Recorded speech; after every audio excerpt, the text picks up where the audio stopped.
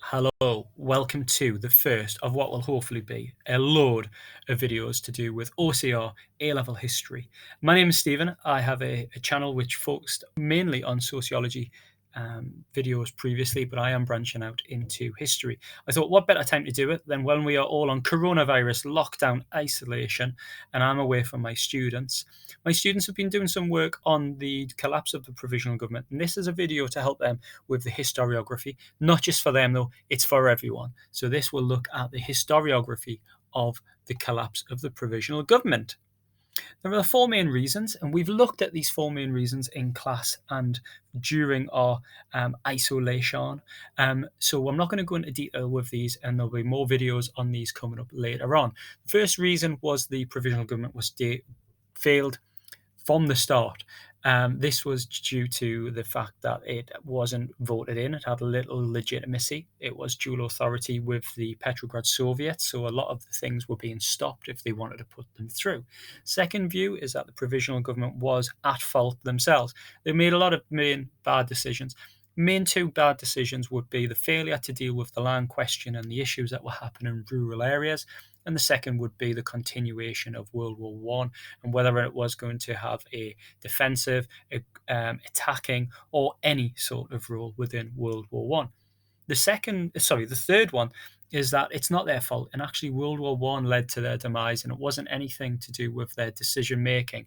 War brings about lots of issues socially and economically, and the cost of World War One and the participation, also the amount of deaths and the morale that was being affected within Russia, which wasn't the fault of the Provisional Government, led to their demise.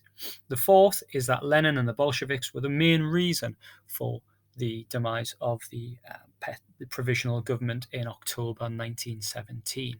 And again, we've looked at these in a bit of detail. There are other videos going to be available, if not already available, depending on when you're watching this. So check those out for a bit more info.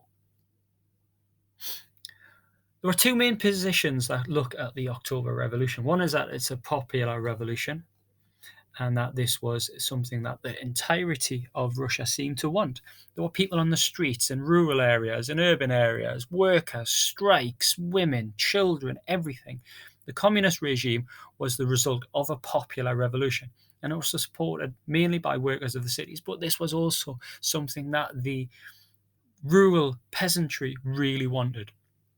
There were other people, such as maybe Orlando Figes, who believed that this was a coup.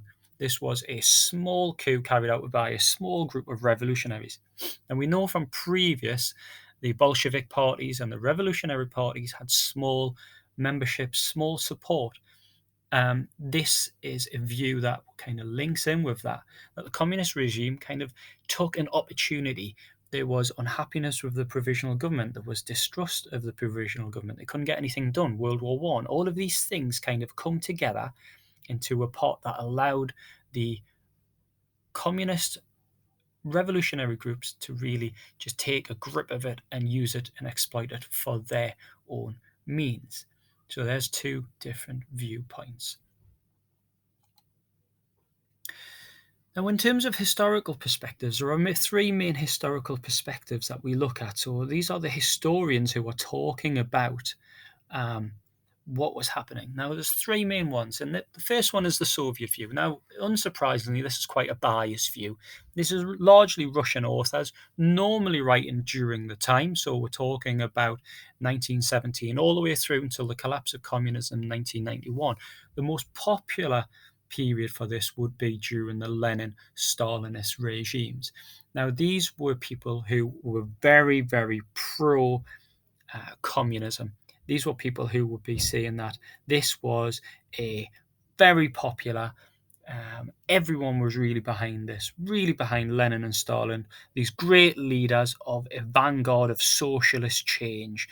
Violence, deaths were needed for this to be a popular and a working overthrow. The second view would be more of a Western view. Now, it's no surprise that, again, during the periods of around about the Cold War all the way through until the 60s and 70s, these Western historians were writing from a negative viewpoint.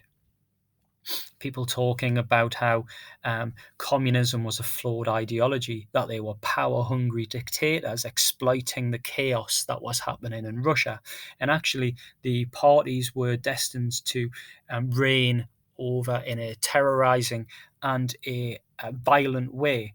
And that the Russian Revolution was basically did nothing for the Russians. It didn't make Russia a better place than what it was under previous regimes. And if anything, it actually made it worse.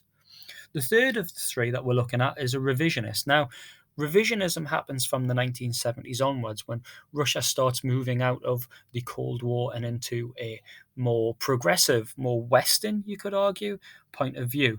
Now, revisionists come from both Western and also Soviet viewpoints, and they're looking at revising how the Russian Revolution is viewed. So there are some people, such as a Sheila Fitzpatrick, who put forward the view that is overlooked a lot of the time, that it was women who were a main contributing factor of the revolution and also of Russia going forward.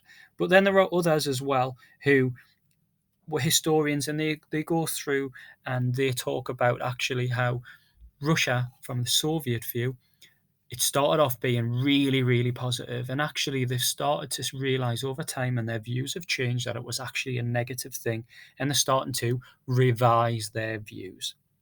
So three really distinct views.